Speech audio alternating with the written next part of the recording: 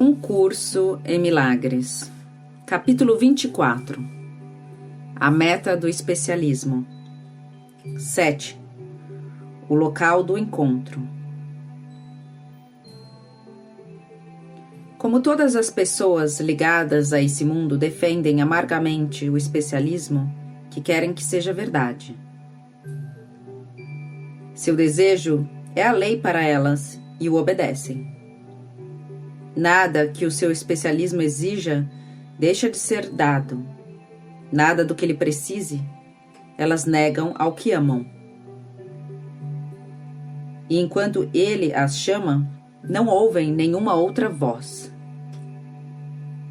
Nenhum esforço é grande demais, nenhum custo muito alto, nenhum preço muito caro para salvar o seu especialismo do menor arranhão, do mais leve ataque, da dúvida sussurrada, da suspeita de ameaça, de qualquer coisa que não seja a mais profunda reverência. Esse é o teu filho, amado por ti, como és amado por teu pai. No entanto, ele está no lugar das tuas criações, que de fato são um filho para ti, de modo que possas compartilhar a paternidade de Deus, não arrancá-la dele. O que é esse filho que fizeste para ser a tua força? O que é essa criança feita de terra sobre a qual tanto amor é dissipado? O que é essa paródia da criação de Deus que toma o lugar das tuas?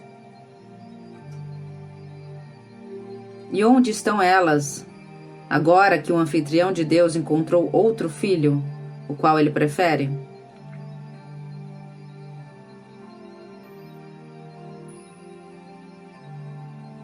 A memória de Deus não brilha sozinha. O que está dentro do teu irmão contém ainda toda a criação, tudo que foi criado e que está ainda criando, o que já nasceu e ainda por nascer, tudo que ainda está no futuro ou aparentemente no passado. O que está nele é imutável e a tua imutabilidade é reconhecida no reconhecimento disso. A santidade em ti pertence a ele. E se a vês nele, ela retorna a ti. Todo o atributo que deste ao especialismo pertence a ele e assim retorna a ti. Todo o amor e todo o cuidado, a forte proteção, o pensamento dia e noite, a profunda preocupação, a poderosa convicção de que aquilo é o que tu és, tudo isso pertence a ele. Tudo o que deste ao especialismo pertence a ele. E nada do que é devido a ele deixa de ser devido a ti. Como podes conhecer o teu valor se o especialismo te reivindica em seu lugar? Como podes deixar de conhecê-lo na santidade do teu irmão?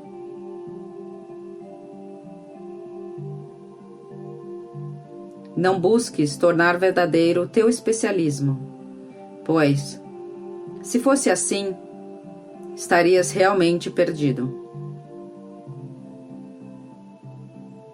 Ao contrário, que sejas grato, porque te é dado ver a sua santidade, porque é a verdade. E o que é verdadeiro nele tem que ser igualmente verdadeiro em ti.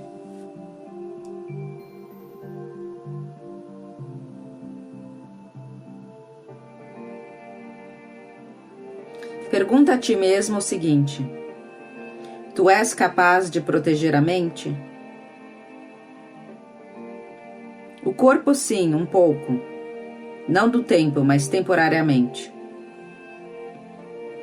E muito do que pensas que estás protegendo, estás ferindo. Para que irias protegê-lo? Pois nessa escolha se encontram tanto a saúde quanto o seu dano.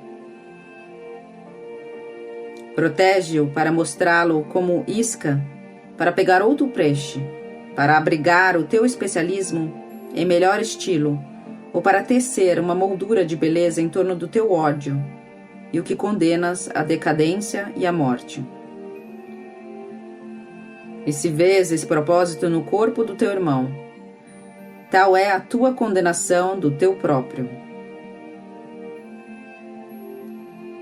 Ao contrário, tece uma moldura de santidade em torno do teu irmão, para que a verdade possa brilhar sobre ele e salvar a ti da deteriorização.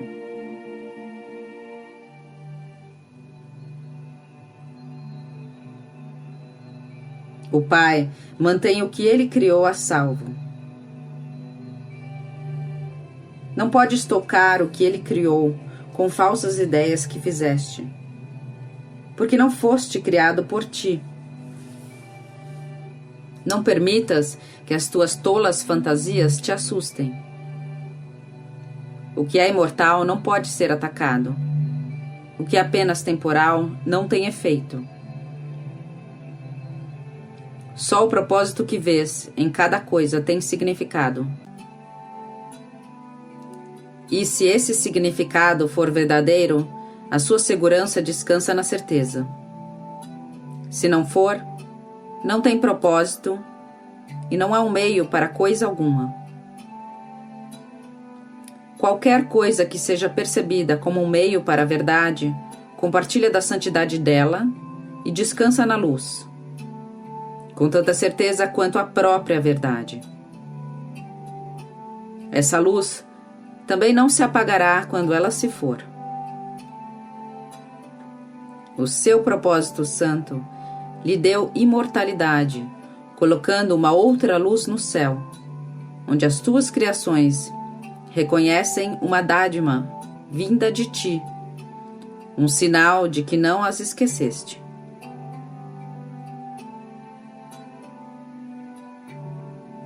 O teste para todas as coisas na terra é simplesmente esse. Para que serve isso? A resposta faz com que sejam o que são para ti. Elas não têm significado em si mesmas. Entretanto, tu podes lhe dar realidade de acordo com o propósito ao qual serves. Aqui, és apenas um meio junto a elas. Deus é um meio, assim como o fim. No céu, meios e fim são um só e um com ele.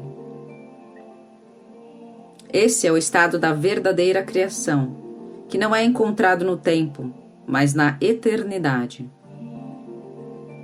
Não se pode descrever isso a ninguém aqui. Também não existe nenhuma maneira de se aprender o que significa essa condição. Não enquanto tu não ultrapassares o aprendizado e chegares ao que te é dado. Não enquanto não fizeres de novo um lar santo para as tuas criações. Só depois disso, ela será compreendida.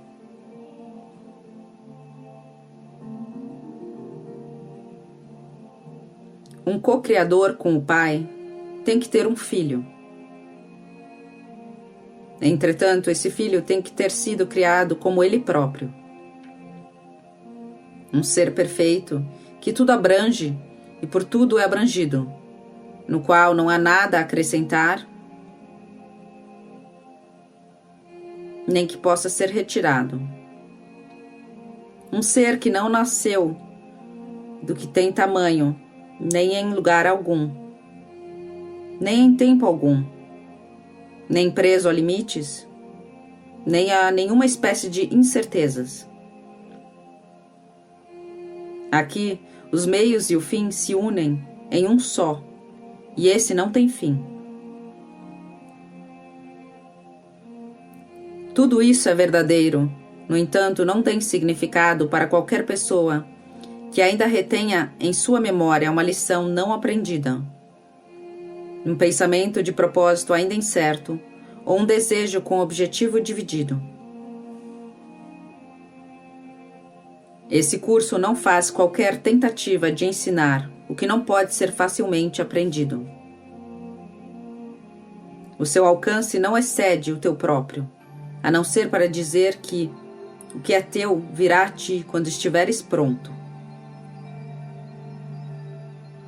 Aqui, os meios e o propósito estão separados porque foram feitos assim e assim percebidos.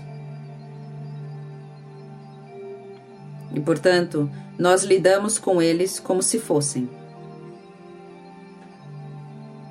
É essencial que se mantenha em mente que toda a percepção ainda está de cabeça para baixo, até que o seu propósito seja compreendido.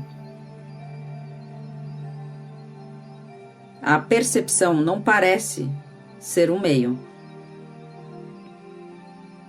E é isso que torna difícil aprender o quanto ela depende do propósito que tu vês nela. A percepção parece te ensinar o que vês.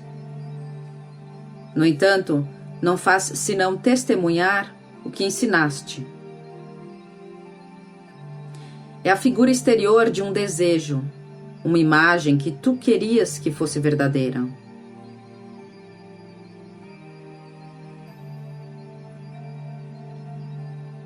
Olha para ti mesmo e verás um corpo. Olha para esse corpo sobre uma luz diferente e ele te parecerá diferente. E sem uma luz ele parecerá ter sumido. Entretanto, és reassegurado de que ele está presente, porque ainda és capaz de senti-lo com as tuas mãos e ouvi-lo movimentar-se. Aqui está uma imagem que tu queres que seja o teu próprio ser. E o meio para fazer com que o teu desejo se realize. Ele dá os olhos com os quais olham, as mãos que o sentem e os ouvidos com os quais escutas os sons que ele faz. Ele mesmo prova a própria realidade a ti.